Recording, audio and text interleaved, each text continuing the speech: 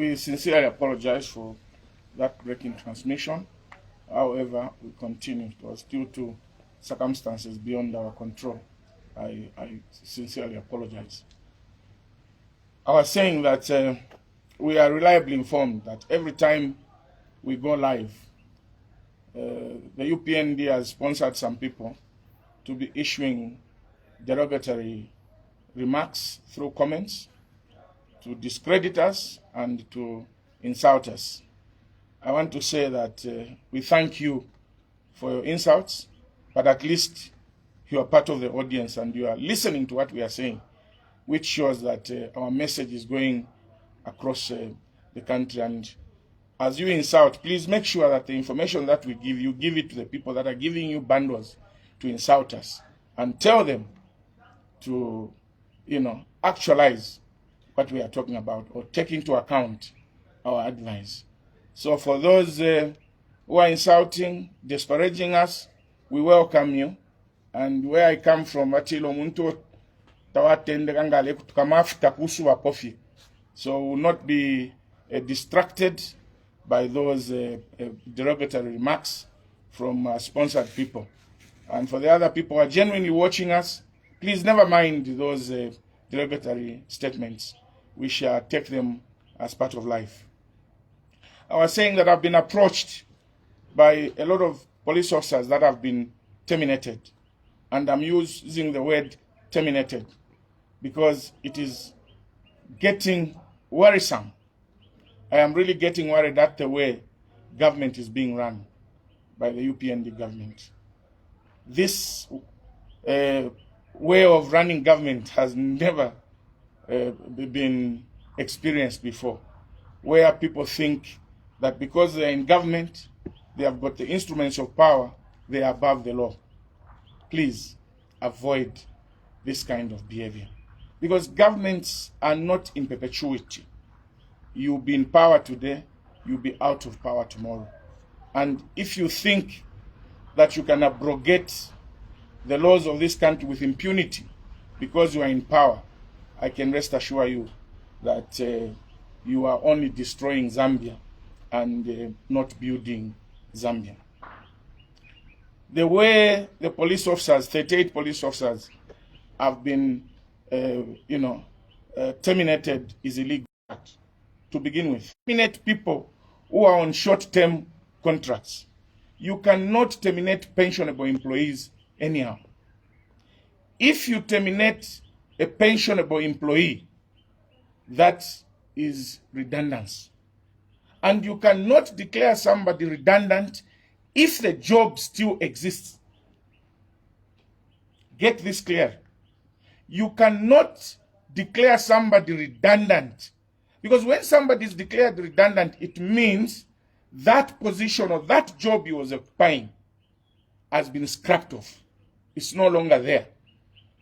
Or you are reducing the number of the police officers. But in this case, you are still even recruiting more police officers. So how can you declare them redundant?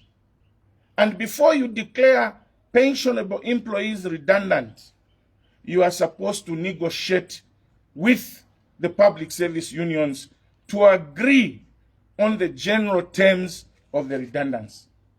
I am aware that police officers do not belong to the union. But what the unions agree affects them. For instance, the salary scales negotiated by the unions are the salary scales that are given to the police officers. So they are not allowed to belong to the union by virtue of the job that they do. But all decisions pertaining to their employment are subject to discussion by the unions. You cannot declare people redundant without first agreeing on the redundant package. I tend to wonder whether indeed we've got proper people at the Ministry of Labor, and indeed if we've got proper lawyers within this government. And I want to blame the Attorney General, the Solicitor General. What are you people doing to allow the UPND to abrogate the law with impunity? Yes, in the past, people have been have been retired in national interest. Retirement in national interest is providing power to retire any public employee unless he is retired in national interest. Because when they are retired in national interest, they are paid their full benefits as if they have, completed their retirement. Now, how are you going to pay these police officers? Because the letters that you've written to them is saying your services have been terminated. Termination and being retired in national interest are two different terms in terms of labor relations. So I want the Minister of Home Affairs to answer this question. I want the Minister of Labor to answer this question. Why have you terminated pensionable police officers through termination, which is redundant, when you have not spelled out their redundant packages by way of agreeing with the public service unions, which makes it illegal? As far as I'm concerned, those officers are still in service. Mind you, I was Labor Minister, and my background is human resource. So those letters that you've written those police officers are illegal, because you cannot terminate a pensionable employee anyhow. If you want to terminate them, they can only be terminated either on disciplinary, you charge them through the disciplinary procedure, disciplinary and grievance procedure. You charge them with an offense, have them appear before a disciplinary committee. They are sanctioned by way of, dismissal, summary dismissal or otherwise. But you cannot just write to them that you've been terminated, because that is not in their contract.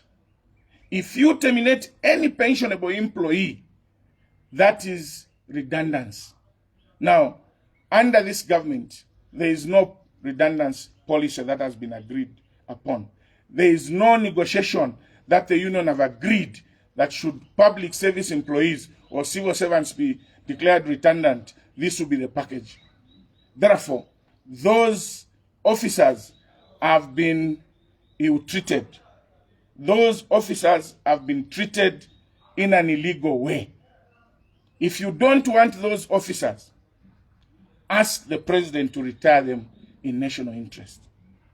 And I'm so shocked that those who were retired in national interest under the previous administration have been brought back. Some of them have even reached retirement age, have been brought back to come and take positions of these officers who have been terminated. What a way of running things. What a way of running things. Look, Zambia is not a kangaroo or a banana republic. Zambia follows labor laws. And it is very disheartening and disappointing that the government that is supposed to protect employees based on their labor laws is the one that is abrogating the law. Please look at this issue. If you want to retire these officers in national interest, but you cannot terminate them. I have the copy, about 3-4 copies of the letters. They are saying you have been terminated from the police service. And the person who has signed those letters is not the IG, is not the president. It's just some human resource officer saying you've been terminated. Those letters are illegal.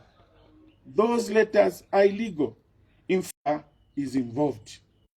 And only when there is a collective agreement signed and the redundance procedures and the redundance package agreed, signed for in the collective agreement, tripartite, Labor Council has to meet to agree on redundancy.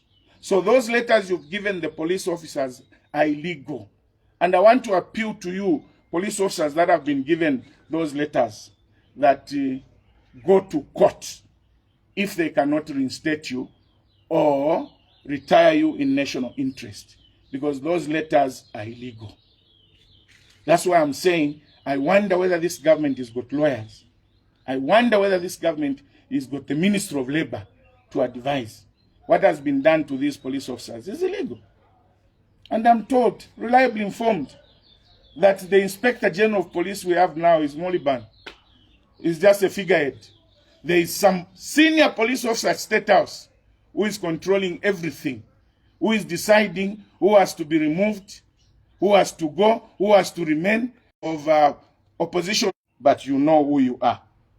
You are based at State House. Stop it. Stop it. It is illegal. Let us learn from the past. You see, when you think you are a champion, you are in government or you are supported by politicians. Politicians come and go. Governments come and go, but civil servants will always remain. Police officers will always remain. Don't follow illegal instructions.